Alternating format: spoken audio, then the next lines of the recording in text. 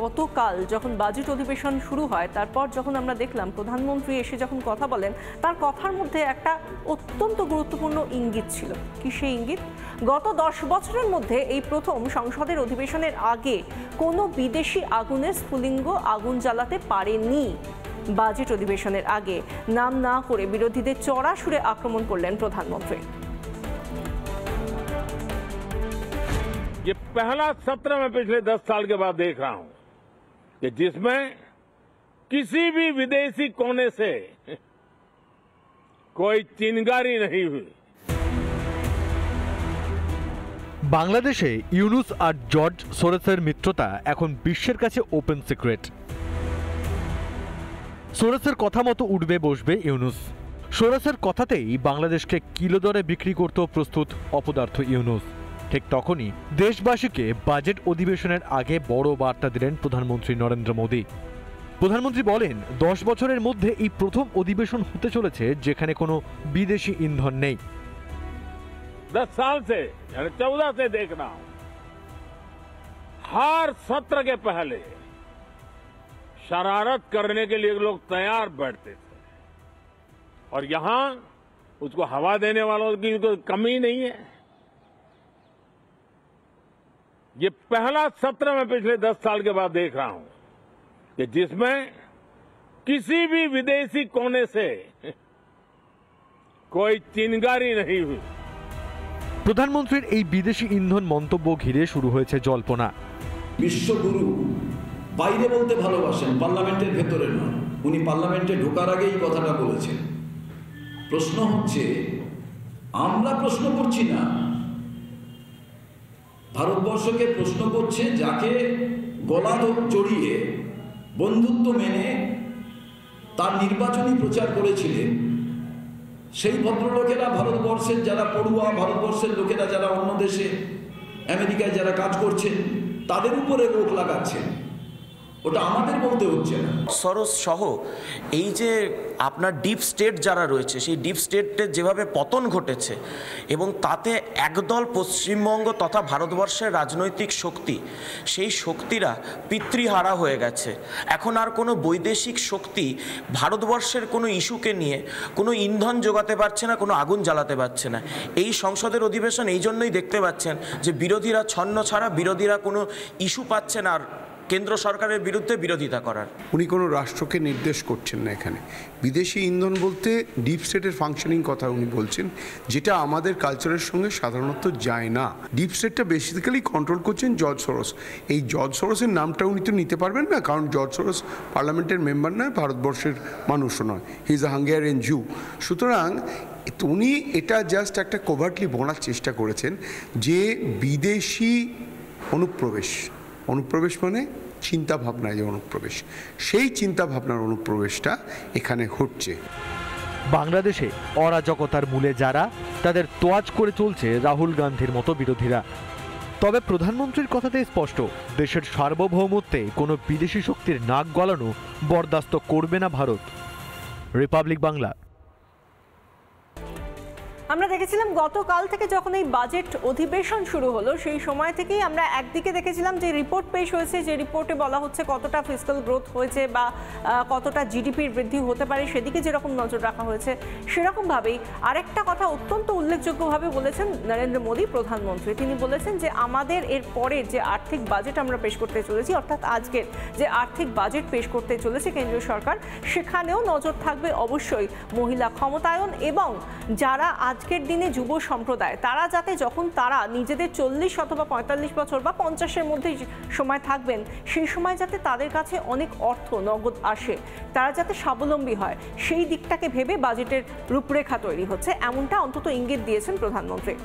সাধারণ মানুষ কি চাইছেন? সরাসরি শিয়ালদা থেকে রয়েছেন আমাদের প্রতিনিধি রুমকি দে।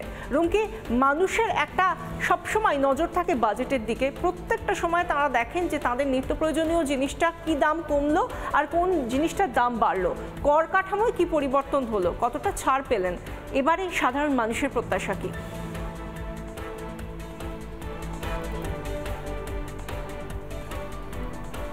একেবারে দেখো বিশাখা, আমি যখন কথা বলছিলাম তারা বলছিলেন তারা অনেকটাই আশাবাদী। আজ তৃতীয়বার দিল্লি দখলের পর নির্মলা সীতারামন তিনি দ্বিতীয়বার বাজেট পেশ করবেন এবং এর আগে অন্তর্বর্তী বাজেট পেশ করেছিলেন তিনি, এবার দ্বিতীয়বার বাজেট পেশ করবেন। অষ্টমবারের জন্য নির্মলা সীতারামন তিনি বাজেট পেশ করবেন। আমি একবার যারা সাধারণ মানুষ রয়েছেন অবশ্যই তাদের সঙ্গে কথা বলে নেওয়ার চেষ্টা করব। এই মুহূর্তে বেশ কয়েকজন রয়েছেন যারা দাঁড়িয়ে রয়েছেন, একটু চেষ্টা করবো কথা বলার জন্য। দাদা একটু কথা বলবো। দাদা একটু, আজকে বাজেট পেশ হচ্ছে, আপনারা কি প্রত্যাশা রাখছেন? বাজেট পেশ হচ্ছে ভালো কথা, কিন্তু আমরা যেটা চাই সেটা হচ্ছে আমাদের ট্যাক্সের উপর যদি একটু কাজ করা হয়, ট্যাক্সের উপর আরো যারা রয়েছেন একটু কথা বলে নেওয়ার চেষ্টা করবো। দাদা আজ বাজেট পেশ হচ্ছে, কতটা আশাবাদী, আপনারা কি প্রত্যাশা রাখছেন? ইনকাম ট্যাক্সের স্ল্যাবটা আরও বাড়ুক, এইটাই আমার একজন চাকরিজীবী হিসেবে প্রত্যাশা। নিত্য প্রয়োজনীয় জিনিসপত্র, সেদিকেও কি নজর থাকছে? নিত্য প্রয়োজনীয় জিনিসপত্রের প্রতি সবারই নজর থাকে, কিন্তু পরিস্থিতি যা সেগুলোতে খুব একটা সুরাহা হবে বলে মনে হয় না। কিন্তু যদি মধ্যবিত্ত যারা চাকরিজীবী তাদের ইনকাম ট্যাক্সের স্ল্যাবের চেঞ্জটা ভালো রকম হয়, তাহলে তাদের হাতে বেশ কিছুটা পয়সা আসবে, সেটা বাজারেরও তো উপকার করবে কুলপথে। আরো যারা রয়েছেন আমি কথা বলে নেবো, একটু চেষ্টা করবো কথা বলে নেওয়ার। দাদা আজ বাজেট পেশ হচ্ছে, কি বলবেন? এই মুহূর্তে কিন্তু প্রচুর মানুষ রয়েছেন, আমি চেষ্টা করব যদি আরও রিয়াকশন ধরা যায়। আমি যখন কথা বলছিলাম বিশাখা, তারা কিন্তু সত্যি বলছেন যে আয়কর স্ল্যাব বা আয়কর হারের ওপরে তাদের বিশেষত নজর রয়েছে, কারণ মধ্যবিত্ত মানুষ যারা স্যালারিড, যারা বেতনভুক্ত, তাদের কিন্তু এই স্ল্যাবের ওপরে মূলত নজর রয়েছে। আমি অবশ্যই একটু কথা বলে নেওয়ার চেষ্টা করবো। দাদা একটু কথা বলবো, আজ বাজেট পেশ হচ্ছে, কি প্রত্যাশা রাখছেন? নিত্য প্রয়োজনীয় জিনিসপত্রের দাম কতটা বাড়লো কমলো, সেদিকে কি নজর রয়েছে আপনার? দেখা যাক কি হয়। যেভাবে দ্রব্যমূল্য বৃদ্ধি হচ্ছে, কি বলবেন? দেখা যাক কি হয়, কারণ বাজেট তো দ্রব্যমূল্য ঠিকই আছে, ইনকামও তো বাড়ছে না মানুষের। বেশ, আপনি আশা রাখছেন আজকের বাজেট নিয়ে? হ্যাঁ, ভালোই হবে। দেখো বিশাখা, সকলেই বলছেন যে ভালোই হবে, তারা আশা রাখছেন, অর্থাৎ আশাবাদী। এই বিষয়টা কোথাও গিয়ে স্পষ্ট হচ্ছে। আমি একটু কথা বলে নেওয়ার চেষ্টা করবো। যদি একটু কথা বলতাম, আজ বাজেট পেশ হচ্ছে, কি বলবেন, কতটা আশাবাদী, কি প্রত্যাশা রাখছেন? বাজেট পেশ হচ্ছে, সরকার বুঝবে কিভাবে বাজেট পাস করলে কিভাবে কি হবে না হবে। আমরা তো সাধারণ জনগণ না, আমরা এই বিষয়ে কিছু বলতে। কি আশা রাখছেন, কোন জিনিসপত্র এখন দাম কমলে ভালো হয়? এখন পেট্রোল ডিজেলের দাম কমলেই তো ভালো হবে না, সব কিছুটার উপরে পেট্রোল ডিজেলের দাম কমলেই তো ভালো হবে। বেশ, দেখতেই পাচ্ছ বিশাখা, আমরা কথা বলছি এবং মধ্যবিত্ত কিন্তু আশাবাদী আজকের এই বাজেট নিয়ে, অর্থাৎ দ্রব্যমূল্যের যে বৃদ্ধি হচ্ছে সেই বৃদ্ধির নিয়ন্ত্রণে আনা হোক এবং আয়কর, মূলত আয়কর স্ল্যাবের ওপরে জোর দিচ্ছেন তারা, কারণ বহু মধ্যবিত্ত মানুষ যারা স্যালারি, যারা বেতনভুক্ত, তারা কিন্তু এই বিষয়টার উপরে নজর রেখেছেন। বিশাখা, ধন্যবাদ। আমরা হাতে আর মাত্র কয়েকটা ঘন্টা, তারপরই সংসদে সাধারণ বাজেট পেশ। মূল্যবৃদ্ধি নিয়ন্ত্রণ থেকে কর্মসংস্থান, বাজেট নিয়ে প্রত্যাশার শেষ নেই। বিশেষভাবে নজর থাকছে আয়কর কাঠামোর দিকেই। তৃতীয় মোদী সরকারের প্রথম পূর্ণাঙ্গ বাজেট কি আম আদমিকে খুশি করতে পারবে?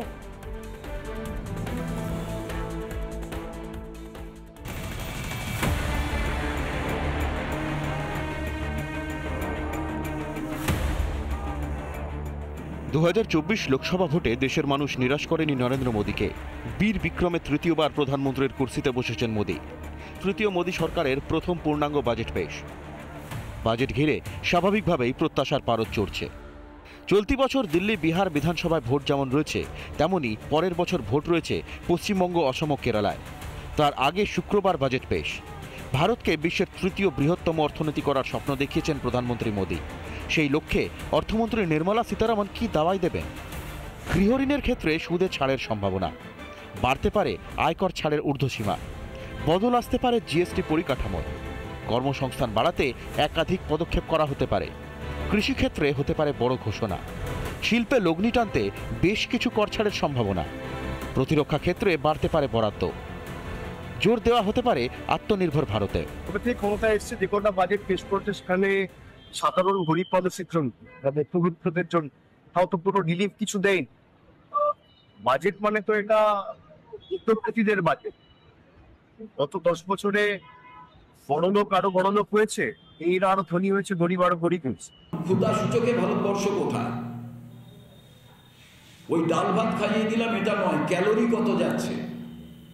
অতএব বাজেটের আগে যেটা হচ্ছে যে ব্যালেন্স বাজেট হবে, এটা মাইক্রো লেভেল না ম্যাক্রো লেভেল কোন দিকটাকে সামলাবে।